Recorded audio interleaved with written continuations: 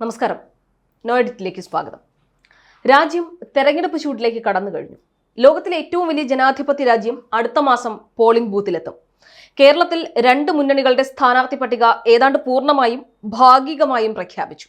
ഇടതുമുന്നണി 20 സീറ്റുകളിലേക്ക് സ്ഥാനാർത്ഥികളെയും പ്രഖ്യാപിച്ചു. കോൺഗ്രസ് സ്ഥാനാർത്ഥി പട്ടിക അണിയറയിൽ ഒരുങ്ങുന്നു എന്നാണ് അറിവ്. BJP 12 സീറ്റുകളിലേക്കും സ്ഥാനാർത്ഥികളെ അറിയിച്ചു കഴിഞ്ഞു. ഇനി 8 സീറ്റുകളിൽ കൂടി BJPക്ക് സ്ഥാനാർത്ഥികളെ പ്രഖ്യാപിക്കാനുണ്ട്. പ്രഖ്യാപനം വന്നതിന് പിന്നാലെ ഇടത് സ്ഥാനാർത്ഥികൾ പ്രചരണം ആരംഭിച്ചു.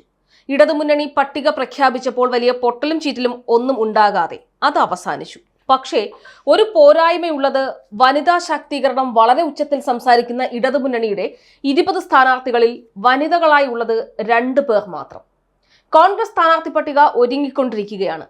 പതിവ് പോലെയുള്ള കലാപരിപാടികൾ ഇക്കുറിയും UDF ക്യാമ്പിലുണ്ടായി.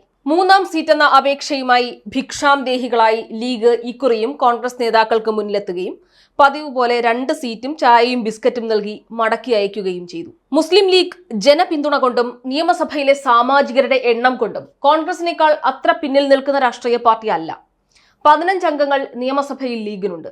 ലോക്സഭയിലേക്ക് മത്സരിക്കാൻ ലീഗിന് കിട്ടുന്നത് വെറും 2 സീറ്റുകൾ മാത്രം.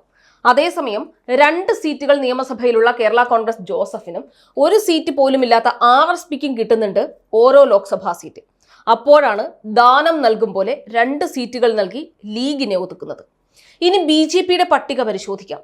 കഴിഞ്ഞ ലോക്സഭാ തെരഞ്ഞെടുപ്പിൽ UDFന് വേണ്ടി വോട്ട് പിടിച്ച 3 പേർ ഇക്കുറി BJP പാനലിൽ മത്സരിക്കുന്നുണ്ട്. കണ്ണൂരിൽ C. രഘുനാഥ്. ഇദ്ദേഹം 2.5 വർഷം മുമ്പ് കോൺഗ്രസിന്റെ കൈപ്പത്തി ചിഹ്നത്തിൽ ധർമ്മടം മണ്ഡലത്തിൽ നിന്ന് നിയമസഭയിലേക്ക് മത്സരിച്ച വ്യക്തിയാണ്.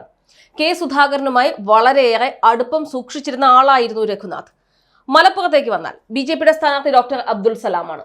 ഉമ്മൻചാണ്ടി സർക്കാരിന്റെ കാലത്ത് ലീഗ് നോമിനിയായി കാലിക്കറ്റ് യൂണിവേഴ്സിറ്റി VC. പത്തനംതിട്ടയിലെ BJP സ്ഥാനാർത്ഥി അനിൽ ആന്റണിയാണ്. കോൺഗ്രസിന്റെ കഴിഞ്ഞ തെരഞ്ഞെടുപ്പിലെ സമൂഹമാധ്യമ സ്ട്രാറ്റജി തയ്യാറാക്കിയ UPAയിലെ 2ാമനായിരുന്ന AK ആന്റണിയുടെ മകൻ. അദ്ദേഹം ഇപ്പോൾ BJPക്ക് വേണ്ടി സ്ട്രാറ്റജി തയ്യാറാക്കുകയും താമര ചിഹ്നത്തിൽ മത്സരിക്കുകയും ചെയ്യുന്ന തിരക്കിലാണ്. പിന്നെ തിരുവനന്തപുരം BJPയുടെ സ്ഥാനാർത്ഥിയായി നരേന്ദ്രമോദിയുടെ പേര് വരെ കേട്ട മണ്ഡലത്തിൽ പക്ഷേ സ്ഥാനാർത്ഥിയാകുന്നത് ഏഷ്യാനെറ്റ് ന്യൂസ് ഉടമ രാജീവ് ചന്ദ്രശേഖറാണ്. തൃശൂർ സുരേഷ് ഗോപി തന്നെയാണ് സ്ഥാനാർത്ഥി. സർപ്രൈസ് ഒന്നുമില്ല. പക്ഷേ ഇപ്പോൾ സ്വർണവും ചെമ്പും ഒക്കെ തെളിഞ്ഞതുകൊണ്ട് കാര്യങ്ങളൊക്കെ BJPയുടെ പിടിവിട്ട മട്ടാണ്.